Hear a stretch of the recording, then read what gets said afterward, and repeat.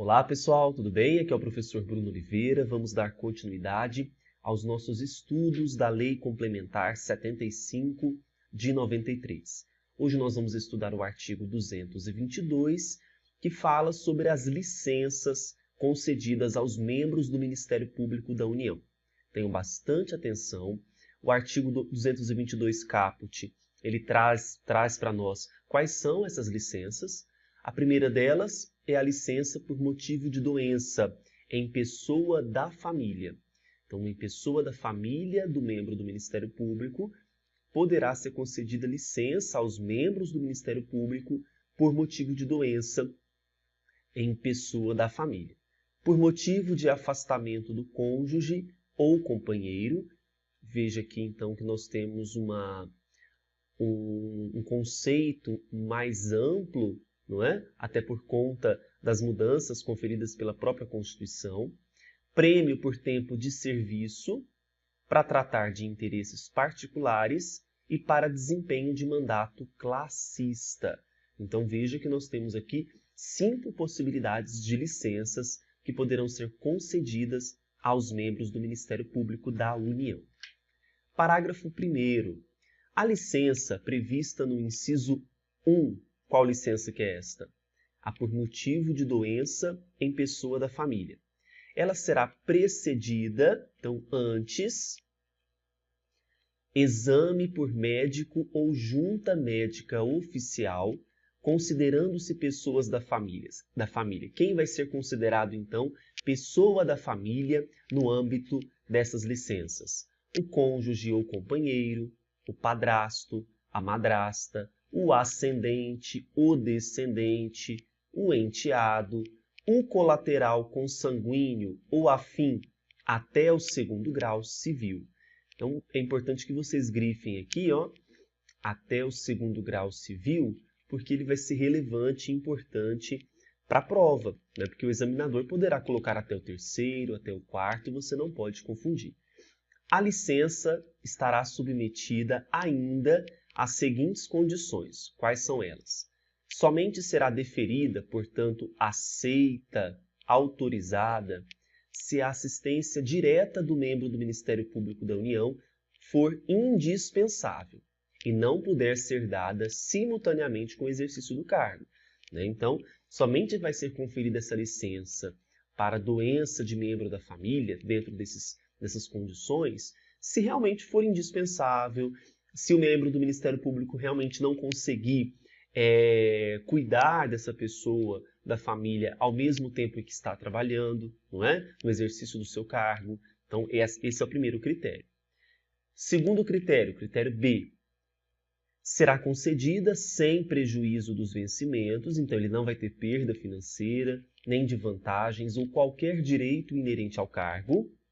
Tem exceção? Tem. Salvo para a contagem de tempo de serviço em estágio probatório até 90 dias, podendo ser prorrogada por igual prazo nas mesmas condições. Excedida a prorrogação, então, excedido esse prazo de 90 dias, a licença será considerada como para tratar de interesses particulares. Nós vimos que ainda existe a licença para tratar de interesses particulares. Então, essa, por motivo de doença em pessoa da família, pode se transformar em para tratar de interesses particulares. Tudo bem?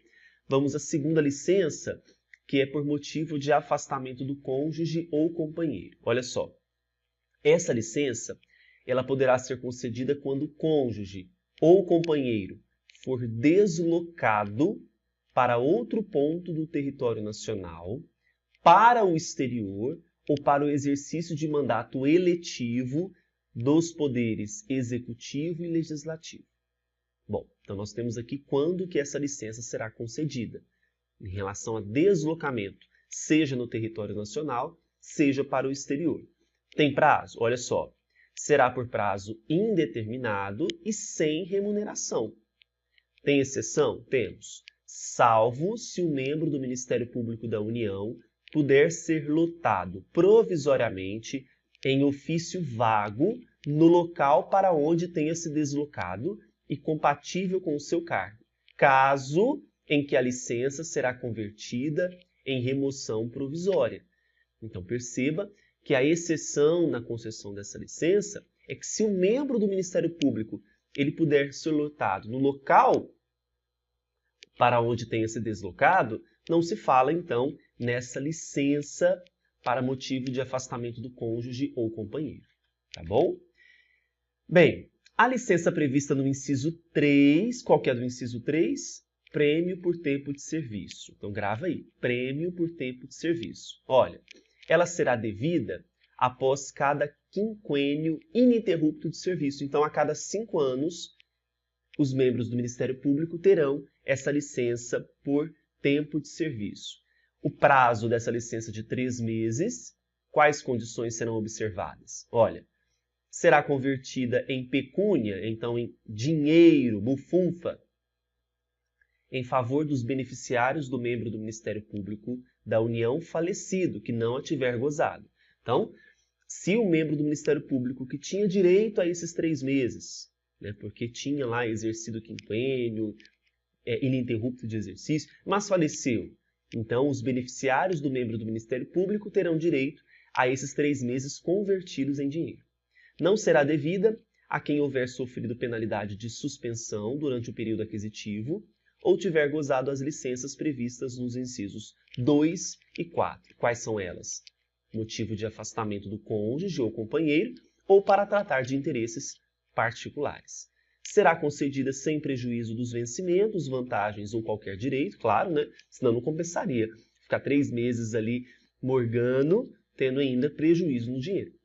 Para efeito de aposentadoria, será contado em dobro o período não gozado, né? Então, para efeito de aposentadoria, será contado em dobro o período não gozado. Então, se, por exemplo, ele tinha 3 meses, né, então esse período ele é dobrado. Por exemplo, torna-se 6 meses. Então, sempre será contado em dobro o período não gozado para efeito de aposentadoria. No caso do inciso 4, que é para tratar de interesses particulares, olha só, ela poderá ser concedida ao membro do Ministério Público da União vitalício.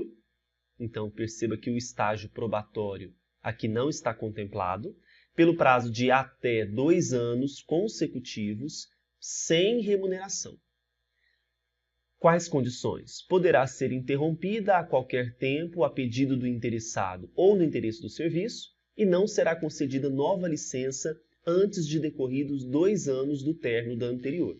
Então, para interesses particulares, o membro do Ministério Público poderá, então, usufruir por até 2 anos, mas para uma nova licença deverá ser aguardado prazo de 2 anos do término da anterior.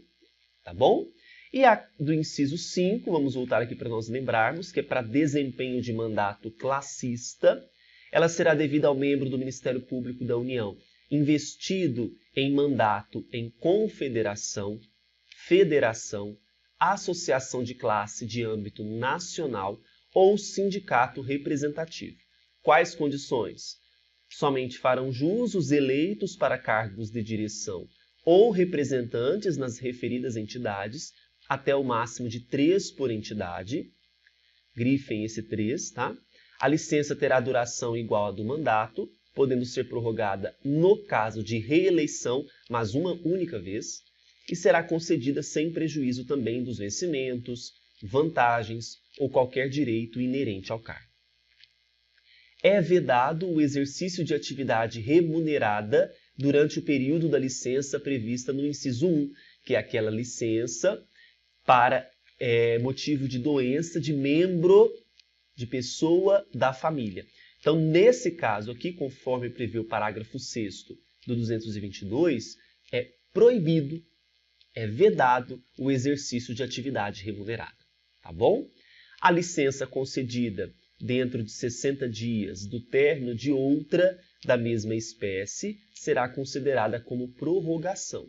Então, a licença concedida dentro de 60 dias do término de outra da mesma espécie, então equiparadas, mesmas licenças, ela será considerada como prorrogação. Vamos ao 223 agora. conceder-se aos membros do Ministério Público da União, além das licenças que nós já comentamos, as seguintes. 1.